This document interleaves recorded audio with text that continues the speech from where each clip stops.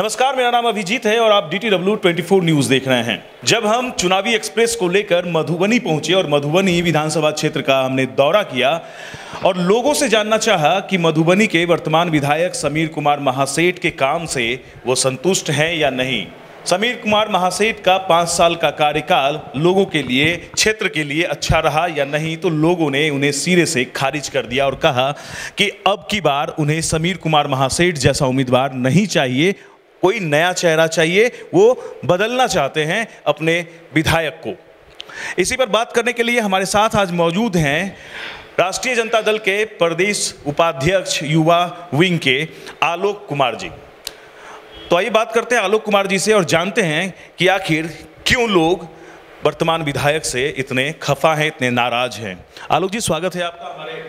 जी नमस्कार, बहुत बहुत धन्यवाद। आलोक जी, जब हमने मधुबनी विधानसभा क्षेत्र का दौरा किया तो ज़्यादातर इलाकों में जो वर्तमान विधायक समीर कुमार महासेठ है उनसे लोग नाराज दिखे।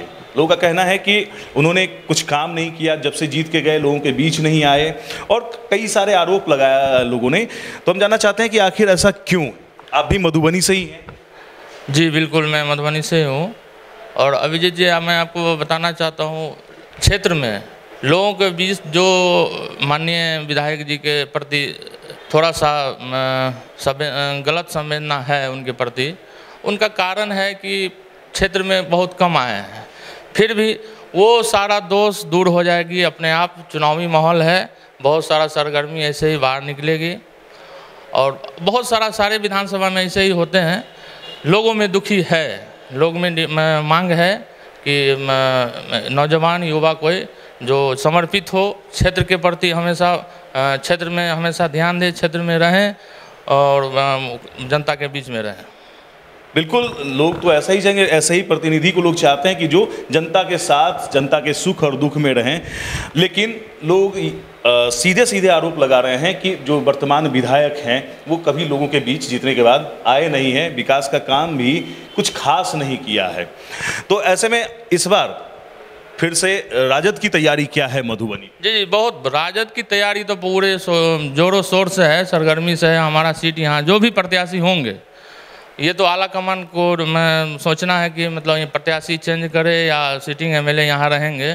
जो भी रहेंगे पूरे जोश सोच के साथ पूरे जनता यहाँ के उनके साथ हैं, पार्टी के साथ हैं और उनको जिताने का काम करेंगे। आलोक जी, एक और सवाल है कि पिछली बार जो चुनाव हुई थी विधानसभा की, उसमें जदयू और RJD एक साथ थी और ये सीट, मधुबनी सीट, राजद के खाते में आई थी और राजद के यहाँ से विधायक चुने गए। लेकिन इस बार जदयू आपके साथ में नहीं है, जदयू फिर से BJP के साथ में है। ऐसे में कितनी चुनौती होगी राजद को मधुबनी में? देखिए, चुनौती का कोई सवाल ही नहीं बनता। हमारे साथ महागठबंधन है, बहुत सारे वोट जो हैं NDA में थे, NDA गठबंधन में NDA में थे पिछले बार, वो आज हमारे साथ हैं। जैसे कुशवाहा जी के वोट हैं, बहुत ज़्यादा वोट हमारे तरफ में झुका उनका हुआ है। सहनी जी का वोट बहुत सारा झुका हुआ है। दलित, महादलित, शोषित में, क्योंकि अभी नीतीश कुमार जी के शासन में किन्हीं को कोई मतलब गरीब गुरबा को तो कोई सुविधा, कोई फायदा मिला ही नहीं है, शोषण ही हुए हमेशा। इसलिए ऐसा कोई चैलेंज हमको नहीं लगता है, ऐसा कोई चैलेंज। तो मतलब आपका कहना है कि उपेंद्र कुशवाहा को लेकर जो उनके समर्थक हैं या मुकेश सहनी के जो समर्थक हैं, उनका झुकाव RJD की तरफ है? जी बिल्कुल, बहुत झुकाव है और हमको लगता है 90% वोट उनका हम लोग की तरफ महागठबंधन में पड़ेगा। तो मतलब आपका कहना ये है कि जो नीतीश कुमार के जो समर्थक थे उनके हट जाने से उपेंद्र कुशवाहा और मुकेश सहनी के जो समर्थक हैं वो आपसे जुटे हैं, तो ऐसे में क्या प्रभावी रहेगा ये या प्रभावी नीतीश कुमार?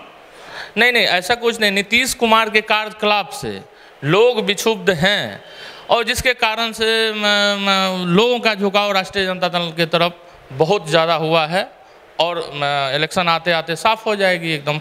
200 सीट हम लोग जीतने का काम करेंगे पूरे बिहार में। पलटू चाचा का बात तो छोड़ ही दीजिए अभिजीत जी।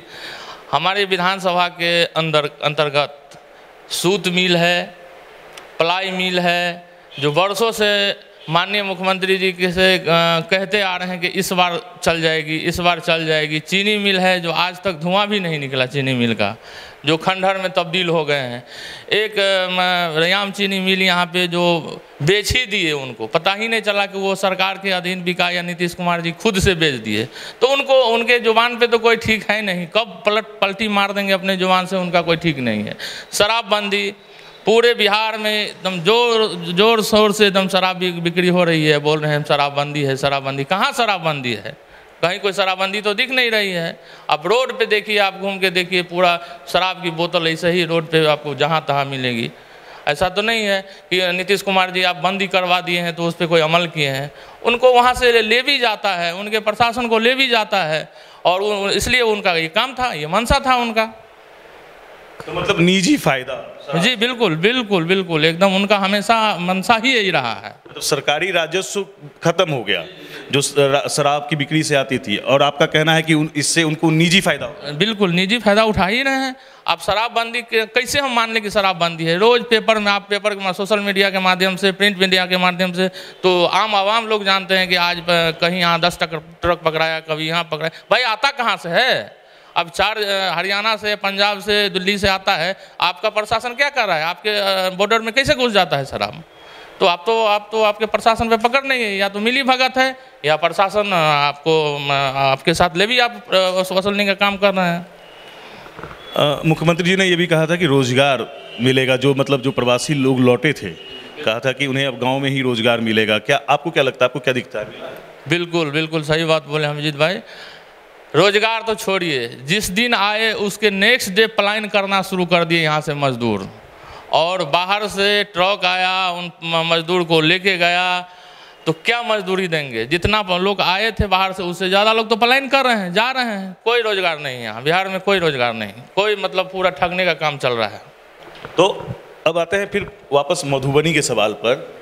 क्या आपको क्या लगता है, आपकी अपनी सोच क्या है कि इस बार मधुबनी में क्या होना चाहिए? क्या उम्मीदवार बदलने चाहिए, या कोई नया चेहरा आना चाहिए, कोई युवा चेहरा आना चाहिए? बिल्कुल, वो आला कमान हमारे उस पर विचार कर रहे हैं, वो विचारणीय बात हो रही है। इनका सर्वे भी हुआ है, और जो सर्वे रिपोर्ट जो भी गया होगा उन खुद जान रहे हैं। आला कमान को खुद पता है कि हमको कहाँ पे किनको लड़ाना है। जो भी प्रत्याशी यहाँ आएंगे उनको हम लोग जिताने का काम करें। तो ये थे हमारे साथ राष्ट्रीय जनता दल युवा विंग के प्रदेश उपाध्यक्ष कुमार आलोक जी, और इन्होंने स्पष्ट रूप से कहा कि जो भी गिला शिकवा है मधुबनी के विधायक के प्रति लोगों में, उसे पार्टी दूर करने का काम करेगी। हालांकि जो विधायक है समीर कुमार महासेठ, उनकी उम्मीदवारी अभी तय नहीं मानी जा सकती है फिर से, क्योंकि इनको लेकर के सर्वे भी कराई है पार्टी ने, और लोगों का फीडबैक भी आला कमान तक गया है। तो ऐसे में आला कमान का फैसला देखना लाजमी होगा कि इस बार इन्हें फिर से राजद उम्मीदवार बनाती है या नहीं। वैसे जो जनता की मांग है, मधुबनी क्षेत्र की जनता की मांग है कि कोई नया चेहरा आए, नया उम्मीदवार आए, कोई युवा चेहरा आए और मधुबनी में विकास का काम करे, लोगों के सुख दुख में उसके साथ रहे। इस तरह की तमाम राजनीतिक खबरों को देखते रहने के लिए बने रहिए DTW 24 न्यूज़ के साथ, और फिलहाल के लिए दीजिए मुझे इजाज़त। नमस्कार।